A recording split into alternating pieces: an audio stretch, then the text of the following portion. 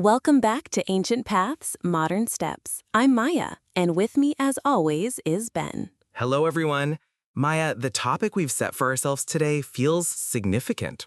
It's the very question at the heart of our podcast, really, where we came from and where we're going. It's a universe of a topic, isn't it? It can be about our ancestry, our culture, our personal evolution. It's the fundamental human story. So, where do we even begin to unspool a thread that big? I've actually been living inside that question for the past few weeks. My parents are downsizing, and I was tasked with clearing out the attic. In a dusty corner, I found a small wooden chest. Inside was my grandmother's, well, I guess you'd call it a hope chest. It wasn't full of linens, though. It was full of letters, photographs with handwritten names on the back, a single pressed flower, my grandfather's military service medals. Wow, that's a time capsule. It was. And as I sat on that dusty floor, reading letters my grandfather wrote from overseas in the 1940s, I felt this overwhelming, tangible connection to the where we came from part of the equation. His handwriting, his choice of words, his hopes for a future he couldn't yet see, it was all there. It was the texture of a life. And it hit me like a ton of bricks. What are we leaving in our attics? What will our grandchildren find? That is the question. Because our lives are more documented than any in history, but in what form? A dusty attic is one thing, but who is going to find a forgotten cloud server? My hope chest is scattered across a dozen obsolete hard drives, thousands of unsorted photos on a subscription service, and a social media trail that's mostly noise. Exactly. It's the paradox of our time. We have an abundance of data, but a poverty of artifacts. Those letters I found, they survived because they were physical. They had weight. They were kept with intention. My daily texts and emails, they're utilitarian. They're designed to be ephemeral.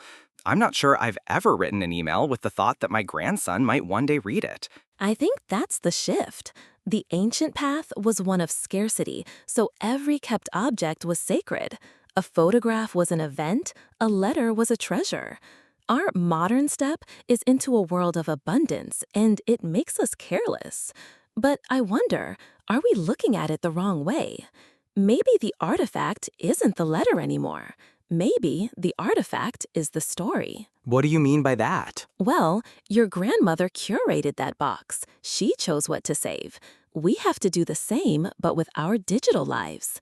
Maybe where we're going means becoming conscious archivists of our own stories. It's no longer a passive act of putting things in a box. It's an active process. It's taking the 10 most important photos from a year and writing a paragraph about why they matter. It's saving a specific email thread that captures a friendship. It's recording a voice memo telling the story behind a family recipe. A digital hope chest. Precisely. It's more work, but it's also more democratic. Your grandfather's letters survived, but what about the stories of people who weren't writers? Today, we can capture a voice. We can capture a laugh on video. We can preserve a person's essence in ways a letter never could. The challenge isn't the technology, it's our intentionality. That feels both hopeful and incredibly daunting. The idea that the responsibility is on us to actively curate our legacy. Because if we don't, what's left? An algorithm's best guess at our memories? A jumble of data points without a soul? Holding those letters, I realized I wasn't just learning about my grandfather, I was learning about my grandmother through what she chose to keep. Her curation told a story about what she valued, what she loved. And that's what we have to do. We have to decide what we value. Is it the perfectly filtered selfie or the blurry photo of a shared joyful moment? Is it the witty public post or the private heartfelt message? Where we came from was a story told through physical remnants. Where we're going, I think, will be a story through conscious, deliberate digital curation. It's the shift from archaeology to anthology. From finding a story to writing one. I like that. So the journey from the past to the future isn't about losing something. It's about a transfer of responsibility. The attic isn't a physical space anymore.